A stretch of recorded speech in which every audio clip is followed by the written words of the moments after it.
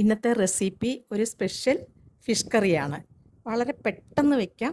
ഇതിലും എളുപ്പത്തിൽ fish curry വെക്കാൻ പറ്റത്തില്ല, അത്രയ്ക്ക് എളുപ്പമാണ് ഈ ഫിഷ് കറി. നമ്മൾ അരയ്ക്കണ്ട, തേങ്ങ അരയ്ക്കണ്ട, പിന്നെ മുളക് വഴറ്റണ്ട, ചെറിയ ഉള്ളി വഴറ്റണ്ട, ഒന്നും ചെയ്യണ്ട, പെട്ടെന്ന് ചെയ്യാം. അപ്പോൾ അതെങ്ങനെയാണ് ഉണ്ടാക്കുന്നതെന്ന് നോക്കിയാലോ.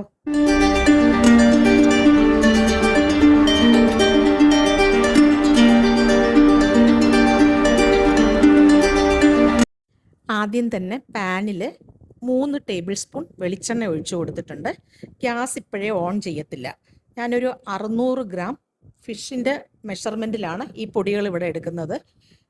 3 ടേബിൾ സ്പൂൺ മുളക് പൊടിയും 1 ടേബിൾ സ്പൂൺ മല്ലിപ്പൊടിയും 1 ടീസ്പൂൺ മഞ്ഞൾപ്പൊടിയും.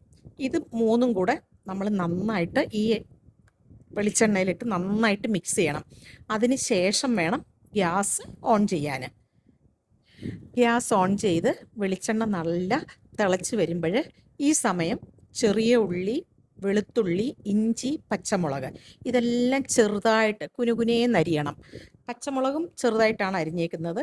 ഇതെല്ലാം നന്നായിട്ട് ഈ എണ്ണയ്ക്കകത്ത് ഇട്ട് കൊടുക്കണം. എന്നിട്ട് ഇതെല്ലാം കൂടെ നന്നായിട്ട് മിക്സ് ചെയ്യണം. ആ എണ്ണയ്ക്കകത്ത് കിടന്ന് അതൊന്ന് ചെറുതായിട്ടൊന്ന് കുക്കാകണം. അതുകൊണ്ടാണ് പറയുന്നത് ചെറുതായിട്ട് കട്ട് ചെയ്തിടണമെന്ന്. നന്നായിട്ട് മിക്സ് ചെയ്യണം. ഈ സമയം കറിക്ക് ആവശ്യത്തിനുള്ള ഉപ്പിട്ട് കൊടുക്കണം. എന്നിട്ട് ഒന്നുകൂടെ നന്നായിട്ട് മിക്സ് ചെയ്യണം. ഇതെന്ത് എളുപ്പമാണെന്നറിയാം. നമുക്ക് പെട്ടെന്ന് വെക്കുകയും ചെയ്യാം. മറ്റേ മീൻ കറിയൊക്കെ വെക്കുന്നത് പോലെ ടൈമൊന്നും എടുക്കില്ല. ആ ഫിഷ് ഒന്ന് കുക്കായി കിട്ടേണ്ട സമയമേ ഉള്ളൂ.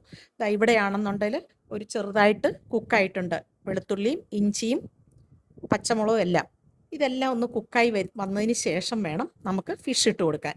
ഇവിടെ വലിയ അയിലയാണ് എടുത്തേക്കുന്നത്. അതുകൊണ്ട് ഞാൻ അതിൻ്റെ മുകളിലാണെങ്കിൽ ചെറുതായിട്ടൊന്ന് വരഞ്ഞിട്ടുണ്ട്. എന്താന്ന് പറഞ്ഞാൽ അതിനകത്തെല്ലാം നല്ല ഉപ്പും പുളിയും പിടിക്കണം. അതിന് വേണ്ടിയിട്ടാണ്.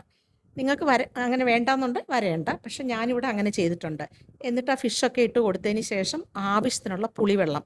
ഈ കറിക്ക് നമ്മൾ പിഴുപുളിയാണ് ചേർക്കുന്നത്. ആ പിഴുപുളി ഒഴിച്ചിട്ട് ആവശ്യത്തിനുള്ള കറിവേപ്പിലയും കൂടി ഇട്ട് കൊടുക്കണം. ഇതിപ്പോൾ നോക്കിക്ക് ഒരു സൈഡ് ഓൾമോസ്റ്റ് കുക്കായിട്ടുണ്ട്.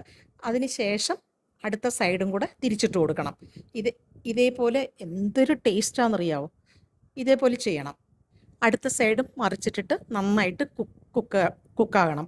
ഒരു 5 മിനിറ്റും ഇതെല്ലാം കുക്കായി കിട്ടും. അതുകൊണ്ടാണ് ഞാൻ പറഞ്ഞത് ഈ അയിലയിൽ നല്ല ഇങ്ങനെ നമ്മൾ വറക്കാനെടുക്കത്തില്ലേ, അതേപോലെ വരഞ്ഞു കൊടുക്കണം. അപ്പോൾ അതിനകത്തെല്ലാം നന്നായിട്ട് ഉപ്പും പുളിയും പിടിക്കും.